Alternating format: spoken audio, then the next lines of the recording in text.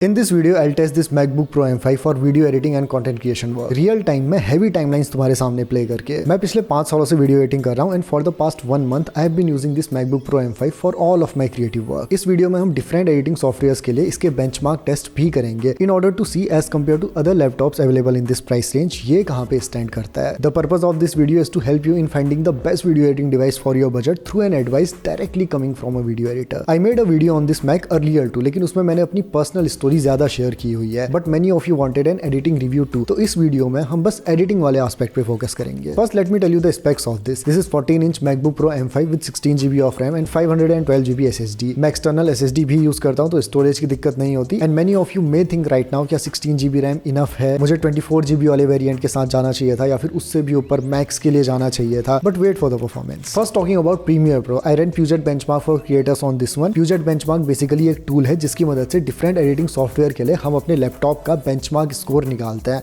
और फिर उसे अदर डिवाइसेस से कंपेयर करते हैं उस स्कोर के बेसिस पे। And this was the final score after the test. ये जो स्कोर आ रहा है it is equivalent to Windows laptop जो कि 1,20,000 या 1,30,000 की रेंज पे आते हैं। जो विंडोज लैपटॉप 1,50,000 1,60,000 की रेंज पे आते हैं, मतलब इसके प्राइस पॉइंट पे आते हैं, उनका बेंचमार्क स्कोर इससे ज्यादा आता है। उनका स्कोर 8,000 तक आता है। बट ये जो स्कोर है ना, ये रेंडरिंग का स्कोर है। जो भी बेंचमार्किंग सॉफ्टवेयर होते हैं वो हमेशा रेंडरिंग का स्कोर कैलकुलेट करते हैं, बट रेंडरिंग से ज्यादा इंपॉर्टेंट होता है हमें रियल टाइम में एडिट करते वक्त कैसी परफॉर्मेंस मिल रही है। Apart from this benchmarking software, मेरे पर्सनल एक्सपीरियंस में जब मैं इसमें 4K 30 FPS की वीडियो क्लिप को रेंडर करता हूं तो वो 7 से 8 मिनट में रेंडर हो जाती है, एक 30 मिनट की वीडियो जिसमें कि हैवी कलर ग्रेड अप्लाइड है, मोशन ग्राफिक्स अप्लाइड है। अब यहीं पे अगर हम इसके कंपैरिजन में इसी प्राइस रेंज का कोई विंडोज लैपटॉप रख देंगे तो वहां पे रेंडरिंग का टाइम हमारा थोड़ा सा कम होने वाला है। But the main benefit of this comes on battery performance and real time playback while editing. इस लैपटॉप को अगर मैं बिना चार्ज में लगाए भी इस पे एडिटिंग करूं तो इसमें मुझे सेम परफॉर्मेंस मिलती है, बिल्कुल भी परफॉर्मेंस ड्रॉप फील नहीं होता। वहीं अगर हम कितने भी महंगे विंडोज लैपटॉप को प्लग्ड इन से हटा के उस पर वीडियो एडिटिंग करें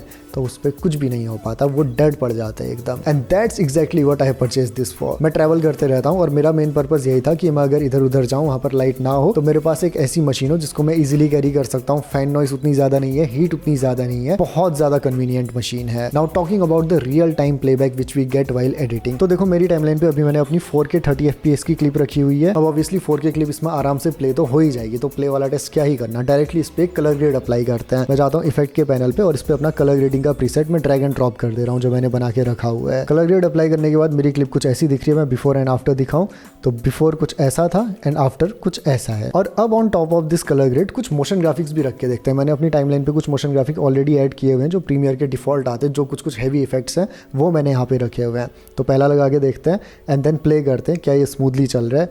तो मैं हल्का सा पीछे आया एंड प्ले, स्मूथ है, एकदम स्मूथ है। चलो इसके ऊपर अब एक और मोशन ग्राफिक रख देते हैं। डिफिकल्टी लेवल बढ़ाते रहते हैं ना, देखते हैं कितनी देर में ये लैग करना शुरू करता है। सो प्ले किया, ये वाला भी स्मूथ है, ओके 2 लेयर तक का स्मूथ है। तो 3rd लेयर कम्स इन। अब प्ले करके देखते हैं, 3rd लेयर पे हल्का सा लैग किया है। चलो इसको एक बार और प्ले करके देखते हैं। फर्स्ट टाइम रेंडर में थोड़ा सा टाइम लगता है, देखते हैं कि ये दूसरे टाइम में भी लैग करता है, दूसरे टाइम में स्मूथ होता है। सेकंड टाइम में it is smooth in the second time. पहले वाले में थोड़ा सा टाइम लगा बट सेकंड वाले में ओके, तो इट वर्क्स। एक और इस पे ऐड करके देखते हैं। 4th वन ऐड करने के बाद अभी स्मूथ है क्योंकि पीछे के ऑलरेडी रेंडर हुए थे हमारे एक बार प्ले में। और अब 5th भी ऐड करके देखते हैं।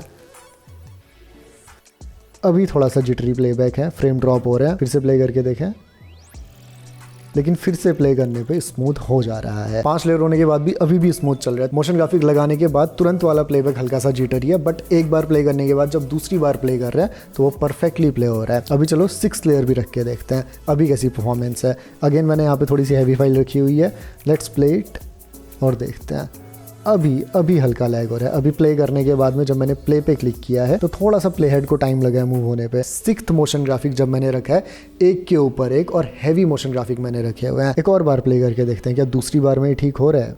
लेट्स सी, नहीं, अभी सेकंड टाइम भी अटक रहा है। तो यहाँ पे मान सकते हैं कि जब मैंने 6 मोशन ग्राफिक की लेयर एक साथ रखी, हैवी मोशन ग्राफिक एक के ऊपर एक, जो कि बिल्कुल अनरियलिस्टिक है, इतना कोई भी नहीं रखता, एक के ऊपर एक के ऊपर एक मोशन ग्राफिक की लेयर, ज़्यादा से ज़्यादा 1 2 3 लेयर रखते हैं हम, ज़्यादा से ज़्यादा 6 बिल्कुल ही अनरियलिस्टिक हो गया, तब जाके इसने लैग करना शुरू किया है। This is the ultimate benefit of this. Windows laptop में ये फायदा नहीं आता, उसमें रियल टाइम प्लेबैक और मोशन ग्राफिक काफी स्ट्रगल करते हैं, और मेरा काम ज्यादातर इसी का रहता है, so it's a perfect fit for my work. And I am telling you, if you are a beginner video editor और even if you are a professional video editor, this machine is just perfect for what you need. So you can edit great videos on this. Social media पे well edited videos upload करके अपना personal brand build कर सकते हो।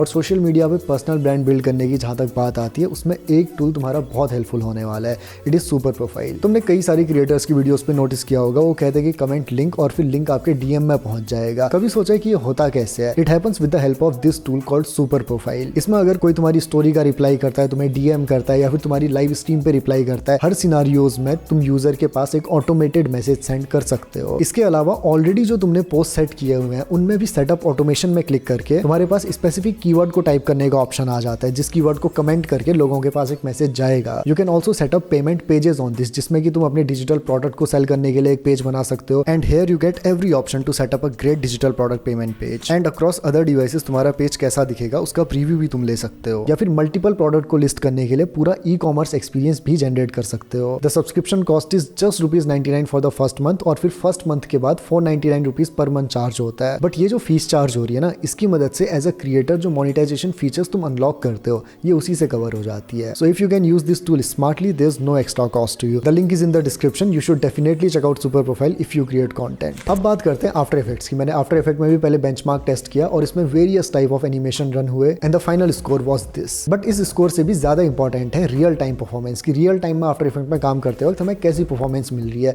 क्योंकि ये score again render time का ही score है, और रेंडर होते वक्त तो वैसे भी हम थोड़ा चिल मार सकते हैं। तो आफ्टर इफेक्ट में भी देखो, मैंने यहाँ पे एक 3D सीन क्रिएट किया हुआ है, जिसमें मैंने लाइट्स, शेडोज, एक्सट्रूजन, डेप्थ, इन सारी चीजों का यूज किया हुआ है, and this makes our scene really heavy. और ये सब करने के बाद जब मैं यहाँ पे प्ले पे क्लिक करता हूँ, तो फुल रेजोल्यूशन में मेरा प्लेबैक कुछ ऐसा है। मेरा प्लेबैक एकदम स्मूथ नहीं है, मुझे इसमें कुछ फ्रेम ड्रॉप देखने को मिल रहा है, बट जैसे ही मैं इसका रेजोल्यूशन फुल से हाफ कर देता हूँ, तो मेरा प्लेबैक एकदम स्मूथ हो जाता है। और फुल रेजोल्यूशन में भी स्मूथ प्लेबैक लेने की मैं एक ट्रिक तुम्हें बताता हूँ। आफ्टर इफेक्ट में जब तुम Shift+0 प्रेस करोगे अपने नंबर पैड पे, तो एक फ्रेम स्किप होके तुम्हें प्लेबैक मिलता है, उससे रेंडर टाइम ज्यादा फास्ट हो जाता है और एकदम स्मूथ प्रीव्यू मिलता है। तो आफ्टर इफेक्ट में भी इवन 3D वर्क में इसकी परफॉर्मेंस एकदम सेटिस्फैक्ट्री है। And to give you a comparison कि इसकी परफॉर्मेंस एक्चुअल में किसके इक्विवेलेंट है, so the performance of this one is equivalent to M1 Max, जिसमें कि 64 GB रैम आती है, और मैक्स वर्जन में CPU और GPU कोर्स भी बहुत बढ़ जाते हैं। So this M5 chip is this much refined कि 16 GB रैम पे भी ये 64 GB रैम के लगभग की परफॉर्मेंस देता है ऑफ द M1 चिप। If you don't believe this numbers, you can check out this video, link इसका डिस्क्रिप्शन में भी है। And now talking about DaVinci Resolve। देखो, Resolve को मैं पर्सनली उतना ज्यादा यूज नहीं करता, मेरा वर्कफ्लो मेनली प्रीमियर और आफ्टर इफेक्ट्स में रहता है।